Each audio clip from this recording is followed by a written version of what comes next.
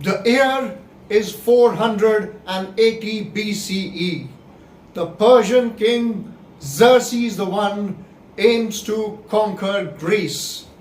But between Xerxes and Greece are the 300 Spartans led by the king Leonidas.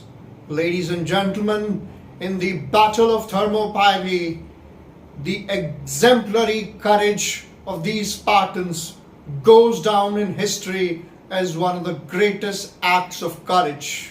My name is Navjot Singh. I'm a former intelligence officer, a motivational speaker, a UPSC mentor, and a leadership coach. And the story I'm going to tell you today is not the story of Xerxes.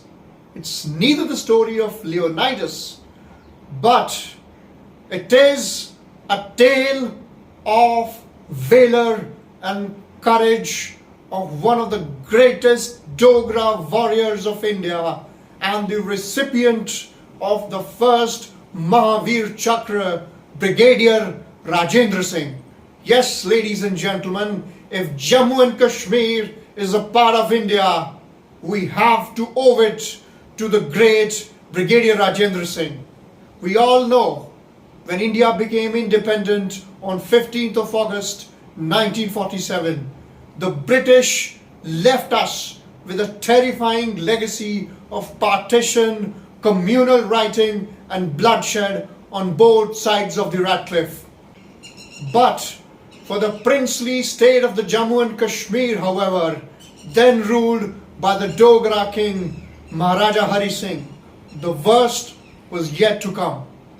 Ladies and gentlemen, Pakistan, then headed by Muhammad Ali Jinnah, once remarked that Kashmir will fall into my lap like a ripe fruit, but that was not to be. It was then Muhammad Ali Jinnah with his military commanders hatched a conspiracy to attack Jammu and Kashmir and named it Operation Gulmarg. In fact, it was a British conspiracy to have a listening post in case of a Soviet invasion in Gilgit-Baltistan, and Pakistan was made to execute the British wider plan.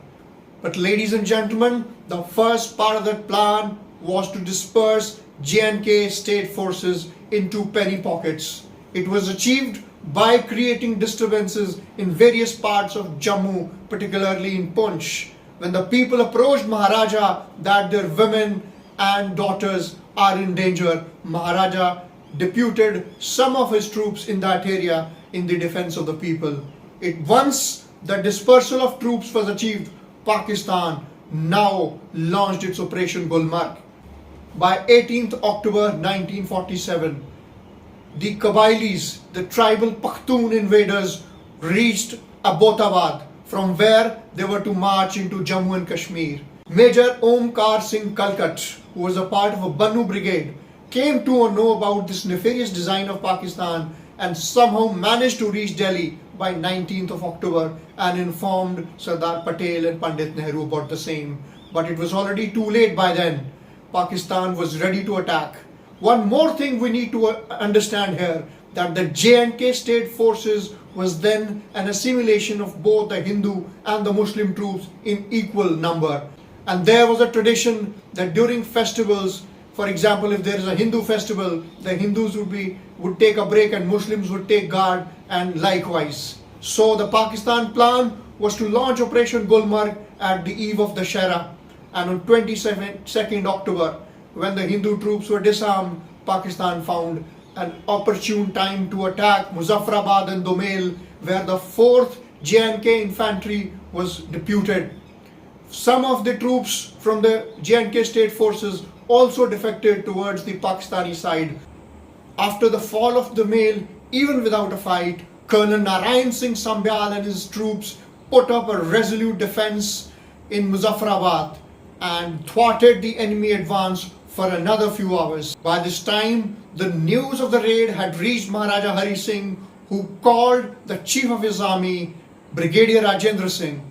And Brigadier Rajinder Singh, without any hesitation, showed exemplary military courage and marshaled his troops to march towards Baramulla. They reached Baramulla at 3 a.m. on the night of 22nd, 23rd October, and the next morning they moved towards Uri and thereafter to Gadi. The Battle of Gadi is indeed the defining battle in this entire defense of Jammu and Kashmir. Brigadier Rajinder Singh divided his troops into two columns, one led by Captain Priti Singh and another by Subedar Duni Chand. Just imagine 60 troops of the J&K State Forces led by the great warrior Brigadier Rajinder Singh against the 6,000 heavily armed tribal invaders supported by the Pakistan army. Such would have been the courage of those men who put their life on the line. This courage and bravery is rare. In fact, Captain Priti Singh, leading one of the columns, he took charge of the leading vehicle of the raiders and even thwarted their advance even more. The marching invaders would have it very easy to reach Srinagar and get the Instrument of Accession signed by Maharaja Hari Singh had it not been by the valiant defense at Gadi, which helped control the advance for another day. Brigadier Rajinder Singh now made a tactical retreat to Uri. The plan was set to blow up the Uri Bridge the next morning. But let me tell you the humanity, even in the heightened action of war, such act of humanity, they allowed the refugees, the Sikhs and the Hindus to cross over, and only after that was the bridge blown. The blowing up of Uri Bridge proved to be a tactical masterstroke by Brigadier Rajinder Singh. It helped check the enemy advance on the other side of the bridge. In the meantime, the discussions were on for signing the Instrument of Accession. VP Menon had been flowing into Kashmir, and the discussions for accession into India were on. Indian Army was getting ready, but it needed time, and that much needed time of 3 to 4 days was given by the great valor and the tactical acumen of Brigadier Rajinder Singh and his men. Over the next 2 days, Brigadier Rajinder Singh and his men took tactical positions in Baramulla, Mahura, and finally Rampur Boniar, where he eventually laid down his life. He was martyred at 2 a.m. on 27 October in the morning, in the early hours.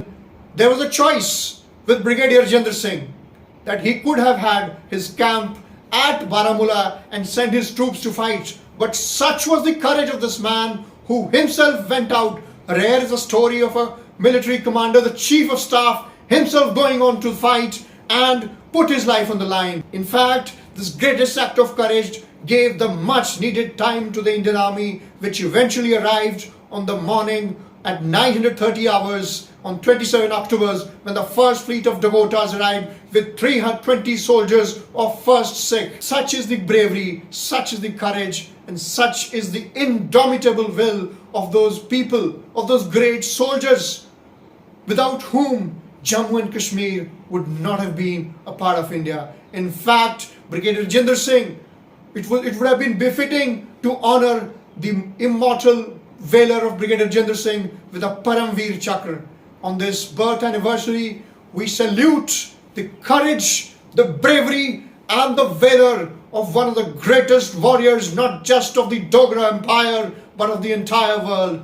A salute to the sacrifice and courage of Brigadier Rajinder Singh. Jai Hind.